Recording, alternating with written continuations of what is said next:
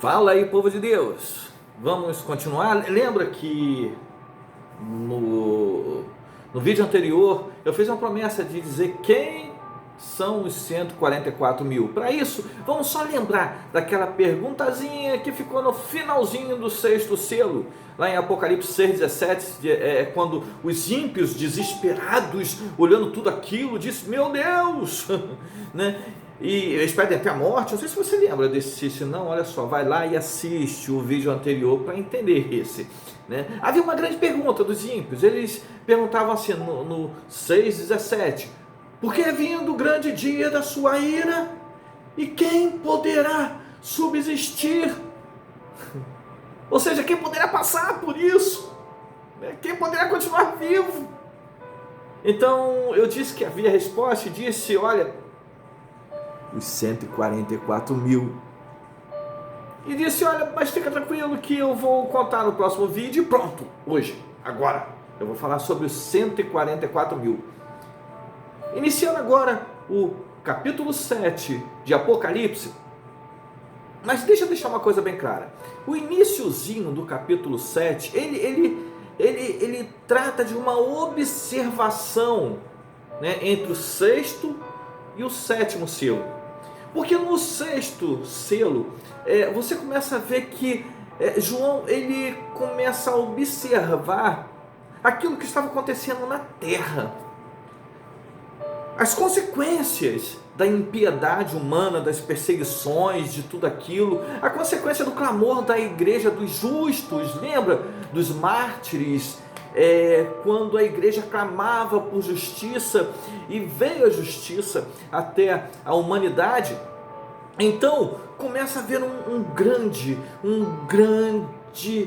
movimento na terra, que João começa a observar terríveis coisas começam a acontecer. Por isso essa pergunta, aonde que os ímpios começam a correr de um lado, corre para o outro e vão para a caverna e começam a dizer: ai, montanha, vem sobre a minha cabeça, querendo que a morte venha, sem pensar que a morte espiritual seria muito pior. Mas aquela pergunta não ficou no ar, não no sentido cronológico. O capítulo 7 agora começa mostrando aquilo que anteriormente acontece a isso tudo. Ou seja, ele responde a pergunta dos ímpios antes mesmo que ele fizesse. Então, está compreendido. Início do capítulo 7 é uma observação entre o sexto e o sétimo selo. Amém? Vamos lá. Diz assim, no 7:1: e depois dessas coisas, vi 4 anjos que estavam sobre os 4 cantos da terra, retendo os 4 ventos da terra, para que nenhum vento soprasse sobre a terra, nem sobre o mar, nem contra árvore alguma. Segura um pouquinho, esse aí é só um. Vamos segurar um pouquinho para entender todo o contexto. Quando fala assim, né, João, ele quando começa a observar os anjos que estavam sobre os 4 cantos da terra, lembra que 4 simboliza, olha, sempre trabalhando com símbolos, simboliza toda a terra. Ou seja, os anjos estavam sobre toda a terra, fazendo o quê? Retendo os 4 ventos da terra, ou seja, retendo todo o movimento da terra, né? E esses ventos, ele não fala de um movimento comum. O vento, ele sempre vai simbolizar uma batalha. Lembra quando você fala assim para o irmão: ô meu irmão, como é que vai? Ele diz: eu estou passando por um vento. Ele está falando de batalha, né? Já é um linguajar do evangelho em si. Quando fala de vento, fala de batalha ou um juízo divino, um juízo a nível de destruição divina, alguma coisa que acontece como um julgamento, né? Movimentos de guerra, de batalha. Então a Bíblia diz, né, na visão de João, que os anjos eles estavam retendo os 4, olha só, vi 4 anjos que estavam sobre 4 cantos da terra, ou seja, sobre toda a terra, retendo os 4 ventos da terra, ou seja, todo o movimento de batalha, para que nenhum vento, nenhuma guerra, nenhum juízo destruidor soprasse sobre a terra, nem sobre o mar, nem contra árvore alguma, né? Entendido? No versículo 2 já diz assim: e vi 4 anjos, olha João observando, e vi 4 anjos subir do lado do sol nascente, que tinha o selo do Deus vivo, e clamou com grande voz aos 4 anjos, qual? Aqueles que estavam retendo a guerra, retendo os ventos, a quem fora dado o poder de danificar terra e o mar, dizendo: não danifiqueis a terra, nem o mar, nem as árvores, até que hajamos selado nas suas testas. Primeiro, só para lembrar, selado nas suas testas, Lembra que eu falei sobre o selo, que é uma coisa bem antiga, bem tradição? João, ele pega toda a tradição judaica da época para trazer os simbolismos. Quando havia um selo, os escravos, quando eram selados, eles estavam mostrando aquela marca de quem ele era. Lembra que nós falamos sobre a marca da besta? Ou seja, todos nós somos selados, todos nós temos um selo, temos uma marca, Então, quando se trata de um selo na testa, é a consciência, os pensamentos com um selo divino, ou seja, uma inclinação de pensamentos ao seu Senhor. Entregue os seus caminhos pensantes, suas emoções, entregue o seu coração, tudo que a sua mente, a sua alma rege, está sendo selado. É isso que ele está falando quando fala do selo na fronte, Então, e clamou com grande voz os 4 anjos, dizendo: não danifiqueis a terra, nem o mar, nem árvores, até que achamos selado nas suas testas, ou frontes, os servos dos nosso Deus. Ou seja, somos nós. Vamos lá. E ouvi o número dos selados, e eram de 144 mil selados. Quem são esses caras? 144 mil selados, de todas as tribos dos filhos de Israel. São judeus, de todas as tribos de Israel, são. Mas toda a tribo é judia? Não, tá. Legal, pastor. Da tribo de Judá, vamos lá, da tribo de Judá havia 12 mil selados, da tribo de Ruben, 12 mil selados, da tribo de Gade, 12 mil selados, da tribo de Azer, 12 mil selados, da tribo de Naftali, 12 mil selados, da tribo de Manassés, 12 mil selados, da tribo de Simeão, 12 mil selados, da tribo de Levi, 12 mil selados, da tribo de Issacar, 12 mil selados, da tribo de Zebulon, 12 mil selados, da tribo de José, 12 mil selados, da tribo de Benjamim, 12 mil selados. Não percebeu uma coisa diferente aqui? Aqui fala das tribos dos filhos de Israel, mas é a primeira vez que a Bíblia cita iniciando as tribos com a tribo de Judá. Porque se você for olhar no Antigo Testamento, ele inicia com Ruben, geralmente Ruben, que vem que é linhagem, mas agora é uma linhagem especial. Agora porque Jesus, ele é da tribo de Judá. Então ali já mostra uma conotação de um novo Israel, não mais um Israel, uma visão antiga, uma visão anterior, mas alguma coisa já começa a mostrar aqui. Bem, vamos lá. Mas a pergunta é o seguinte: mas quem são os 144 mil?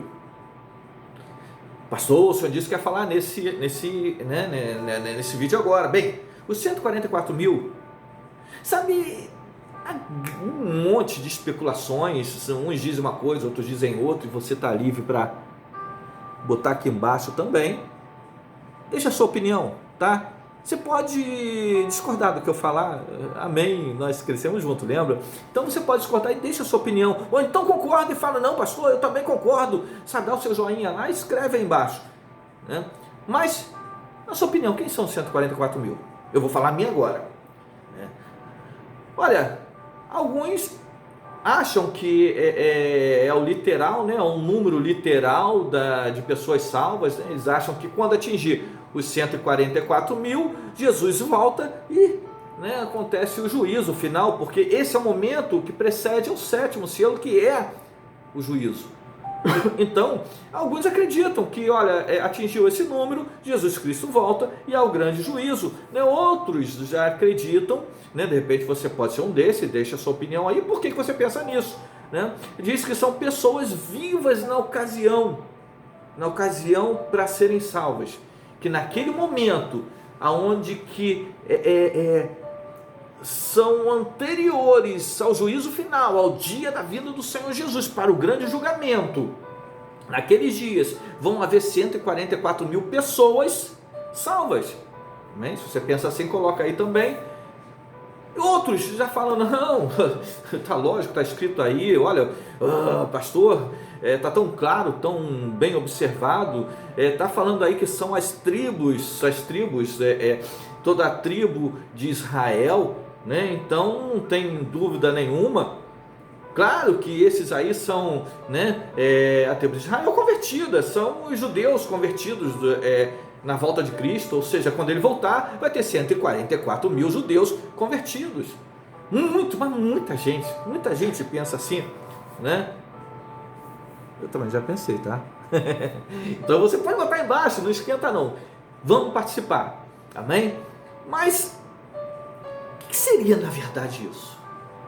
O que se trata esses 144 mil? Tão cogitado em perguntas. Bem, 144 mil não é literal. Sabe, lembra que eu falei desde o início que tudo aquilo que João vê, ele traduz de forma simbólica em Apocalipse? Lembra que eu contei que João ele não consegue trazer uma visão clara para a sua humanidade, para a humanidade, daquilo que ele está vendo. Ele precisa de uma interpretação simbólica. Então ele começa a trazer, e o Senhor começa a revelar a ele através de simbolismo, e o simbolismo que ele recebe, ele começa a passar para o livro de Apocalipse, para o livro em si. É a forma que ele escreve. Então os 144 mil não é literal, mas é simbólico. Mas que símbolo é esse? 12 vezes 12 vezes 1000, que dá 144 mil. Pastor, mas que loucura é essa? Sabe, você vê que a separação das tribos, quando ele demonstra ali, que até começou em Judá, lembra que eu falei ainda há pouco? Começa sempre com 12 mil. Então são sempre 12 vezes 12 vezes 1000, que vai chegar a 144 mil. Mas o que seria o 12? Nós também estudamos, por isso que é importante você estar sempre acompanhando o vídeo, parte a parte, né? O símbolo dos números, o 12, ele representa uma completude, algo que se completa, sabe? Algo que algo que é como 7, algo perfeito, né? Que chegou a se completar. Então, ele fala de 12 mais 12. Lembra dos 24 anciãos? Quem são esses? Olha, uns dizem que são seres espirituais, outros dizem que são anjos, arcanjos. E eu falei, não, gente, olha, 24 anciãos são 12. Eles estão separados em 12 e 12. São 12 que representam a antiga aliança e 12 que representa a nova aliança. Então, diante do trono, os 24 anciãos representa a igreja salva, a igreja completa, tanto antes e depois de Cristo, ou seja, é o povo de Deus diante do trono. Então, quando fala 144 mil, 12 vezes 12 vezes 1000, eu estou falando de 12 que são Israel, a representação da tribo de Israel, né? São 12 da tribo de Israel representada ou representando a antiga aliança, mas um povo de Deus, né? Vezes, por que vezes? Porque vem se multiplicando, sabe? A promessa ela vem se multiplicando até chegar os outros 12 que representa a nova aliança. Então são 12 que se multiplicam com 12 da nova aliança que se multiplicam por 1000, chegando a 144 mil. Aleluias. Aí você pode até perguntar, né? Chegar e falar assim, mas espera aí, pastor, mas ali está falando de judeus, né? Não é possível, né? O senhor tirou essa conclusão assim, do nada? É assim, simplesmente é porque não.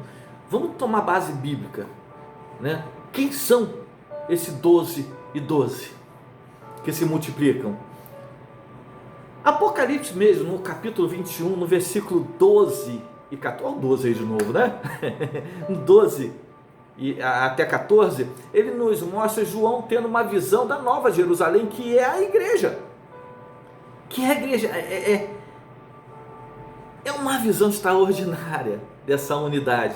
Ele diz assim, ó: e tinha um grande e alto muro com 12 portas, olha o 12 aí, né? Está falando da Nova Jerusalém, e nas portas 12 anjos, e o nome escrito sobre elas, sobre as portas, né? Que são os nomes das 12 tribos dos filhos de Israel. Primeiro, essa visão de uma nova igreja, né? De uma cidade santa, Jerusalém. Que igreja é essa? A porta ela representa um início, uma entrada. Jesus, ele é a porta, ele é a entrada para a vida eterna, ele é o caminho, a entrada. Então, essa visão das 12 portas com o nome de cada um da tribo de Israel, isso representa o povo de Deus, que começa na antiga aliança, que começa Israel. Mas que Israel é esse?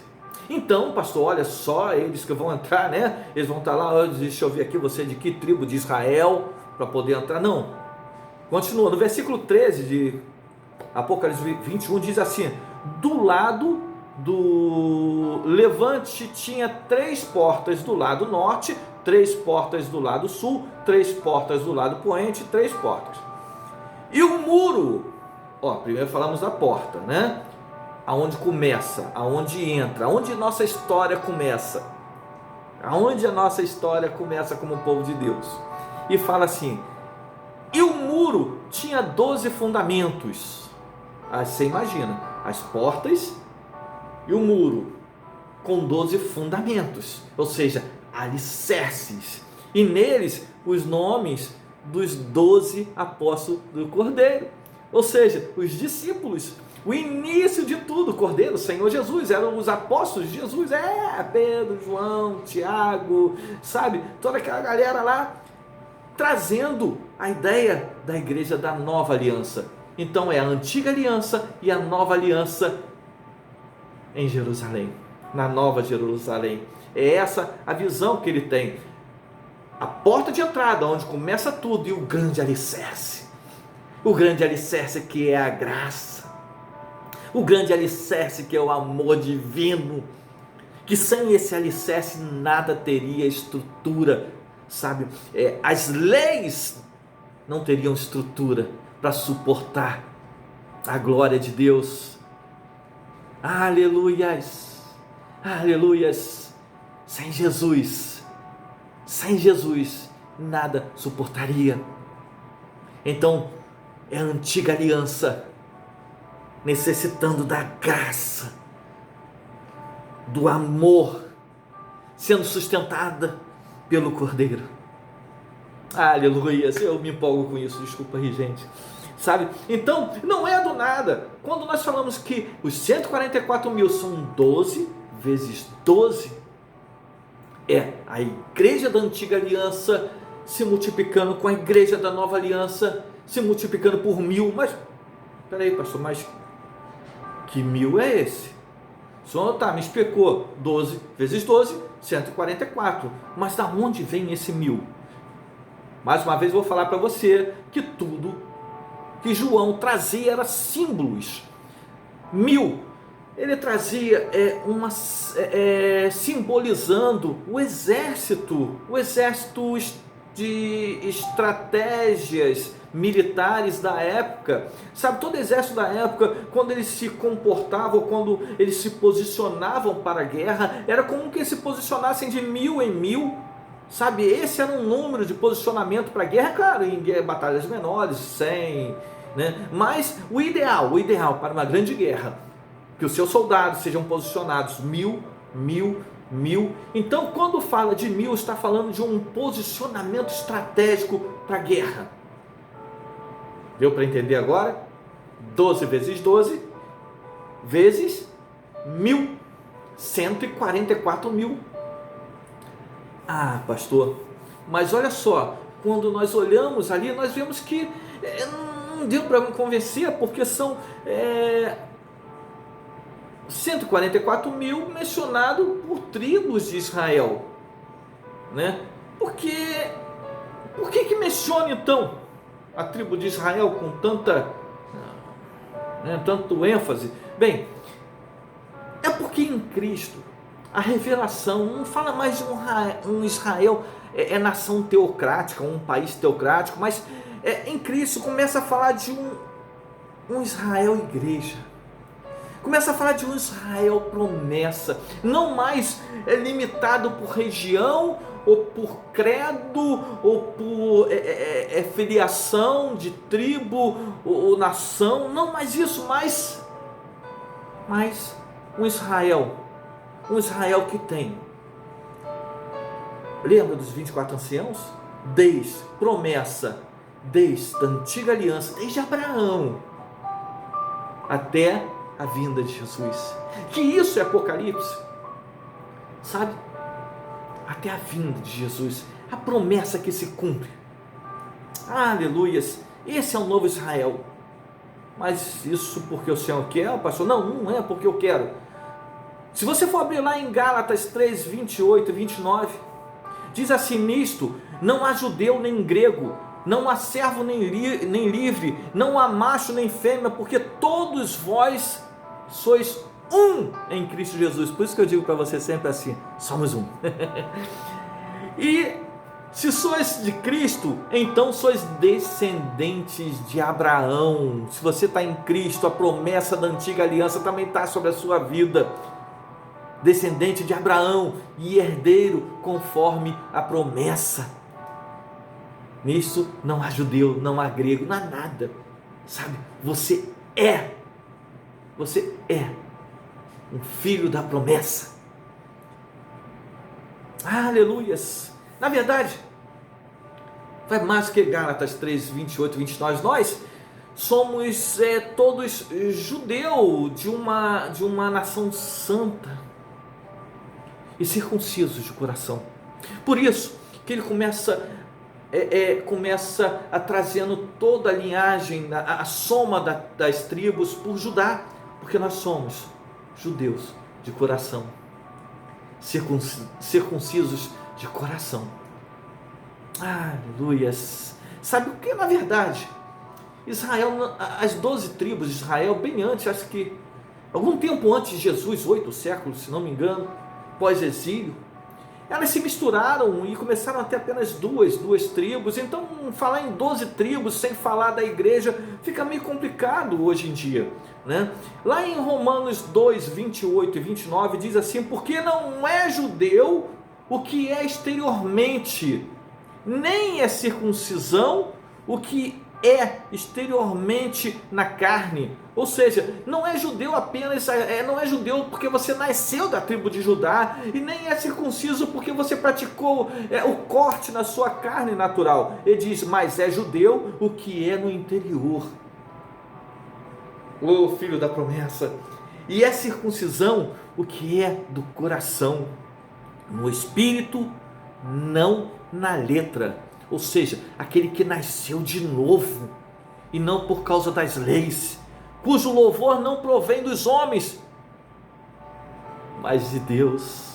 Não por causa de uma nação ou de uma linhagem, mas porque você é filho de Deus. Ou seja, 144 mil representa toda a história do povo de Deus, desde Abraão, até a vinda de Jesus, de todos os tempos, mas agora em específico, esses selados representam os justos vivos.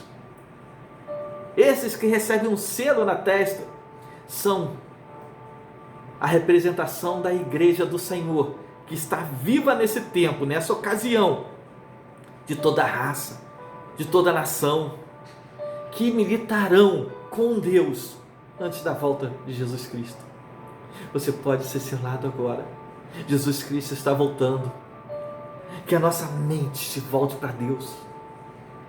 Que haja uma grande transformação de mente na igreja. Que a igreja do Senhor seja selada na sua fronte agora.